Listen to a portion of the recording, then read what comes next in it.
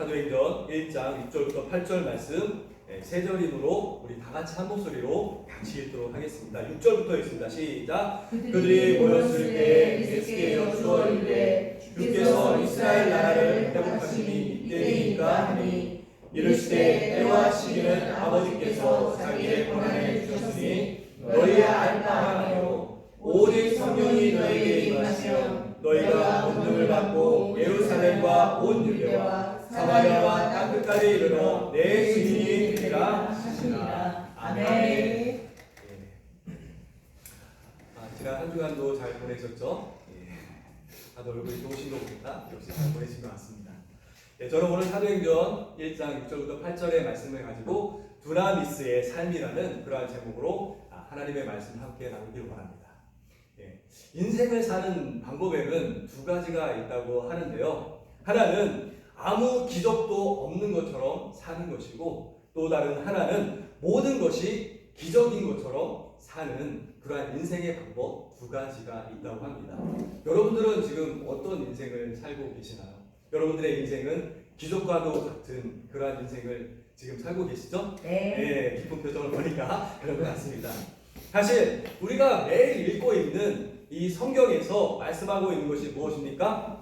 우리의 인생, 우리가 살아가고 있는 매 순간순간이 하나님께서 우리에게 베풀어 주시는 기적 속에서 우리가 살아가고 있다는 것을 성경에서 우리에게 말씀해 주고 계시다는 것입니다. 심지어 내가 숨을 쉬고 있는 지금 이 순간까지도 누구의 기적이 베풀어지고 있는 거예요? 바로 하나님의 기적이 베풀어짐으로 인해서 우리가 오늘도 마음껏 숨을 쉬며 살아가고 있다는 것입니다.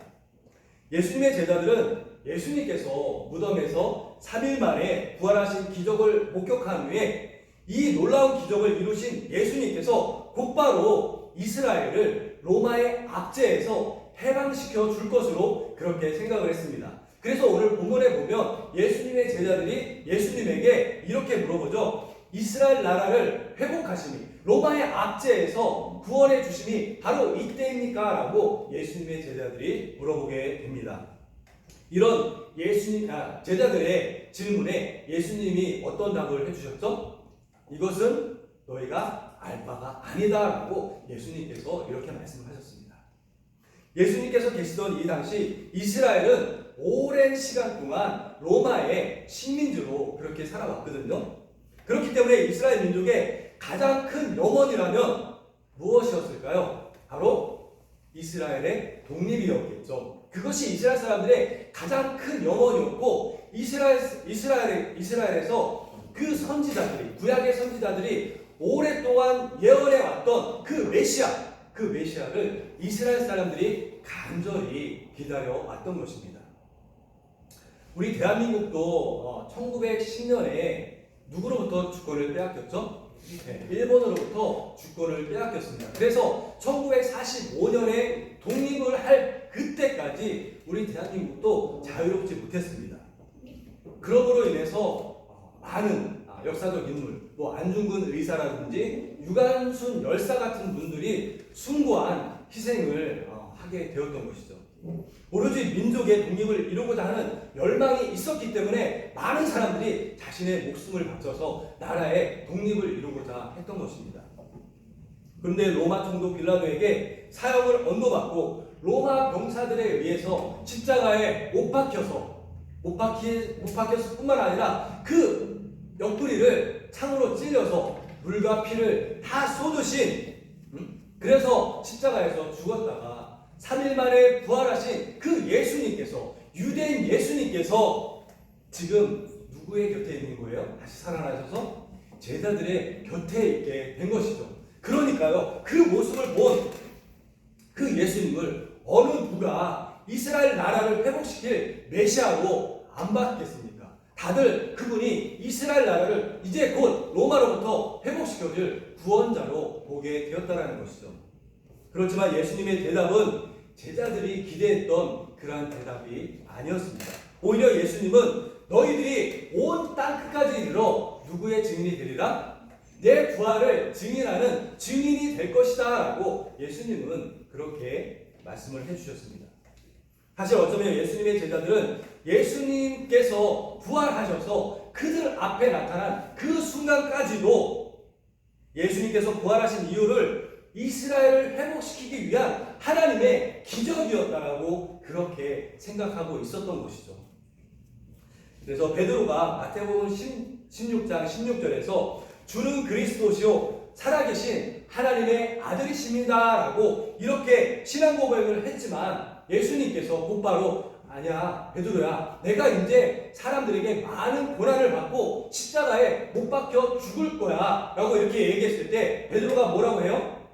아닙니다 예수님, 절대로 예수님에게 그런 일이 일어나지 않도록 제가 그렇게 막겠습니다 라고 베드로가 이야기하거든요. 그럴 때 예수님이 뭐라고 하셨어요? 사탄아, 내 뒤로 물러나라. 너는 하나님의 일을 생각하는 것이 아니라 사람의 일을 생각하는 사탄이라고 그렇게 베드로를 향해서 꾸짖으셨습니다. 그렇습니다. 사람의 일을 생각한다면 이스라엘의 독립이 먼저이겠죠. 이스라엘의 독립이 이루어지게 된다면 제자들은 이 모든 일을 이룬 분이 바로 죽은 지 3일 만에 무덤에서 부활하신 기적의 예수님이라고 많은 사람들에게 자랑스럽게 그렇게 이야기하고 다니지 않았겠습니까? 그러면 어때요? 그것을 아마 모르긴 몰라도 그 이야기를 듣는 순간에 많은 사람들이 예수님을 구원자 메시아로 믿고 많은 사람들이 따랐을 것입니다. 하지만 예수님께서는 그런 방식으로 일을 진행시키지 않으셨죠. 예수님은 사람의 일이 아닌 하나님의 방법으로 하나님의 계획을 이뤄가고자 하셨던 것입니다. 그 계획이 무엇이었나요? 그것은 바로 성령의 임재였습니다. 성령의 임재. 누구의 임재였다고요? 성령의 임재. 자, 제가 지난 시간에 여러분들과 함께 나눈 말씀의 제목이 무엇이었습니까? 성령으로 무엇을 받으리라? 세례를 받으리라라는 그러한 말씀을 여러분들에게 나누었습니다. 성령으로 세례를 받는다라는 것이 그러니까 무엇이라고요? 성령으로 세례를 받는다는 것은 성령의 임재가 있게 된다라는 그러한 뜻입니다. 진리이신 성령이 임함으로 인해서 거짓된 삶이 아닌 진실된 삶을 살게 된다라고 지난 시간에 여러분들에게 말씀을 드렸습니다. 거짓된 사랑, 거짓된 용서, 율법에 매인 거짓된 신앙생활이 아닌 말씀 안에서 진정으로 자유로운 삶을 우리가 살 수 있게 된다고, 성령으로 세례를 받으면 그러한 삶을 살게 될 것이라고 여러분들에게 말씀을 드렸죠.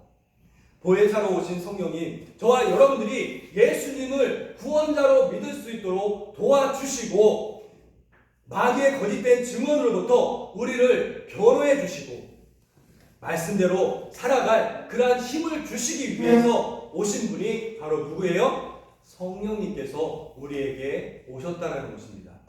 그래서 예수님께서 제자들에게 뭐라고 말씀하셨습니까? 오직 성령이 너희에게 임하시면 너희가 무엇을 받게 될 것이다? 바로 권능을 받게 될 것이다 라고 오늘 본문에서 말씀해주고 계십니다.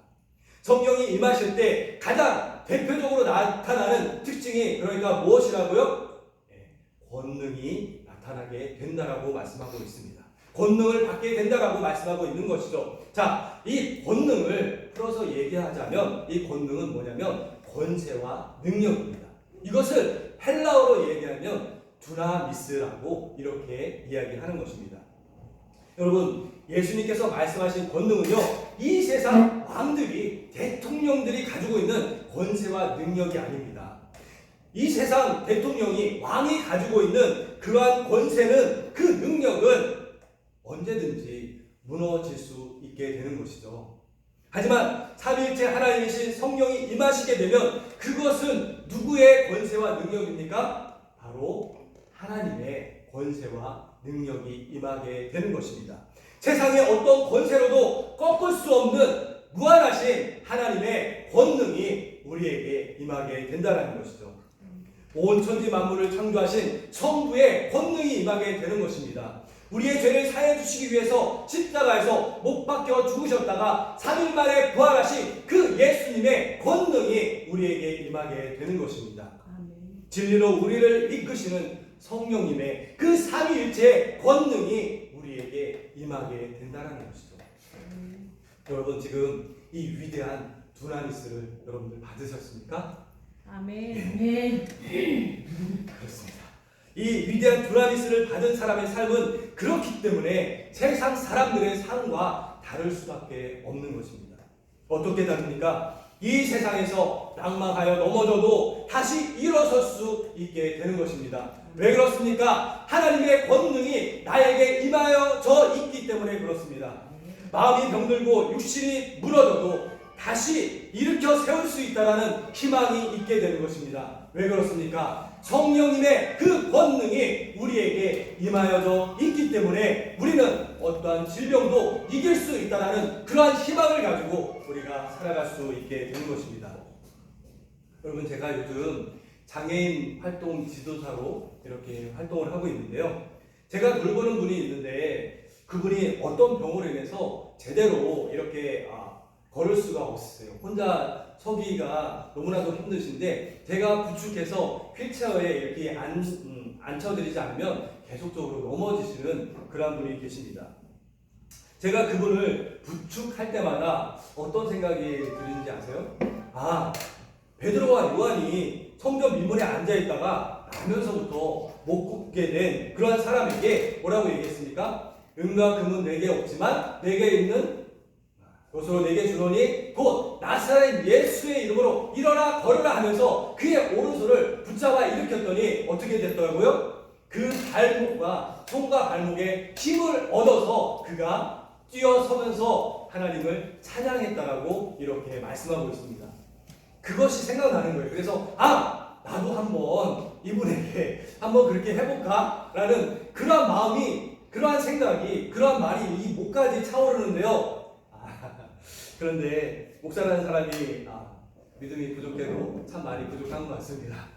혹시라도 내가 구체적으로 이렇게 했다가 더 큰 어려운 상황을 그분에게 만들어 드릴 것 같아서 아직까지 시도를 하지 못하고 있습니다. 여러분, 그렇다고 제 안에 성령의 인재가 없는 것일까요? 성령의 권능이 없습니까? 그렇지 않죠.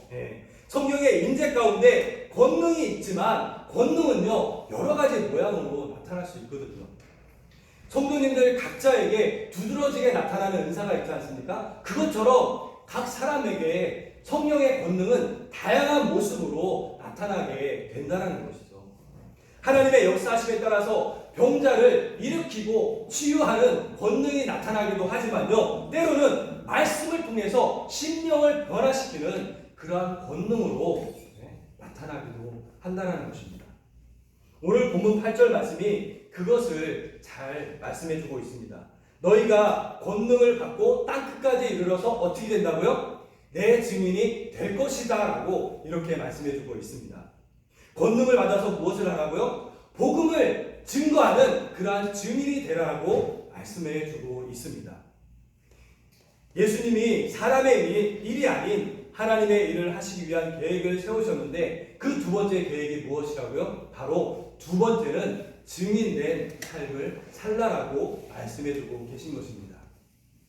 성령이 임하셔서 권능을 받으면 증인된 삶을 우리가 살게 되는 것이죠. 그렇다면 증인된 삶은 어떤 삶이 증인된 삶일까요? 우리는 흔히 증인된 삶이라고 한다면 무엇을 가장 먼저 떠올리나요? 여러분, 증인된 삶이라고 하면 대부분의 많은 사람들이 전도라는 것을 떠올리게 됩니다. 오늘 본문 8절에서 예루살렘과 온 유대와 사마리아 땅끝까지 이르러서 내 증인이 되라는 이 말씀의 문맥상 의미를 놓고 본다면 가서 복음을 전하라는 이 전도를 우리가 가장 먼저 생각하게 되는 것이죠. 이것도 물론 맞는 말입니다. 사도들이 그리고 예루살렘에서 일어난 그 큰 핍박이 일어났을 때 그리스도를 믿는다라고 그리스도인들을 잡아 죽이는 그러한 큰 핍박이 일어났을 때 그것을 피해서 사방으로 퍼졌던 그리스도인들이 가서 한 일들이 무엇이었습니까? 복음을 전하는 그러한 일을 했었죠. 그런데 사도행전 2장 43절에서 47절까지의 말씀을 자세히 읽어보시기 바랍니다. 그러면 오순절 성령 강림 사건 이후에 믿는 사람들이요 서로 물건을 나눠 쓰고 재산과 소유를 팔아서 각 사람의 필요를 따라서 나눠주고 기쁨과 순전한 마음으로 음식을 나눠 먹고 하나님을 찬미할 때 어떤 일이 일어났다라고 나와 있냐면 사도행전 2장 47절에서는 이렇게 말씀해 주고 있습니다. 하나님을 찬미하며 온 백성에게 칭송을 받으니 주께서 구원받는 사람들을 날마다 더하게 하셨다라고 이렇게 말씀해 주고 있습니다. 온 백성에게 칭찬받는 행동을 통해서 구원받는 사람들이 매일매일 많이 늘어났다라고 말씀해 주고 있는 것이죠. 우리가 가서 복음을 전하는 것도 전도이지만 예루살렘과 온 유대와 사마리아 땅끝까지 이르러서 예수님의 증인이 된다라는 것은 그곳에서 정착해 살면서 예수님을 모르는 사람들에게 착한 행실, 올바른 행실을 통해서 칭찬받는 그리스도인이 되는 것, 그것이 전도라고 오늘 이 말씀에서 이야기해주고 있는 것입니다.